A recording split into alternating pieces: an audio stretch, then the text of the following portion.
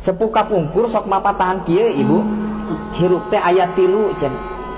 Hiji hirup cicing, 2 hirup nyaring, 3 hirup eling. Hirup cicing kumaha tatangkalan. Tengali tangkal, hirup ngen caricing, teu mungkin ayeuna lelempangan atawa jogging teu aya.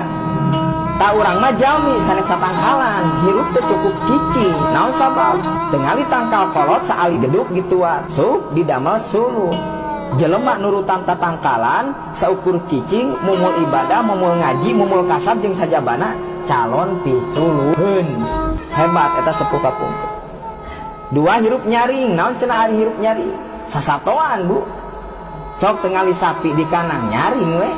Sok sanaos panonna peureum, biwirna mah ngagayem we nya kitu. Ta urang mah jalmi lain sasatoan teu cukup hirup ukur nyaring jeung ngagayem kitu. Urang mah manusia nu hirupna dituntut eli. Hatena jiwana zikir ka Allah, ngan zikirna elingna saeneng-eneng, sairing dumading saringkat saparip olah cek tadi teh. Di mana jeung keur kumaha wae bimbing hate sina zikir ka Allah. Jadi kieu meureun di pasar eling, di pasir eling. Keur salat eling, entos salat di kantor eling, di imah eling. Sok tingali hasilna bu. Keur dagang moal wani ngaleueur, ngabelut, nipu, curang, ngabohong, urangan timbangan moal wani. Sabab eling di pasir moal wanieun mancong minahkeun wates tanah batur sabab keur salat eling. Husu salatna.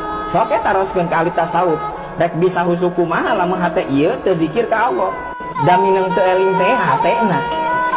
Allahu Akbar cek biwir, Allahu Akbar kabiro, walhamdulillahi katsiro cek hate.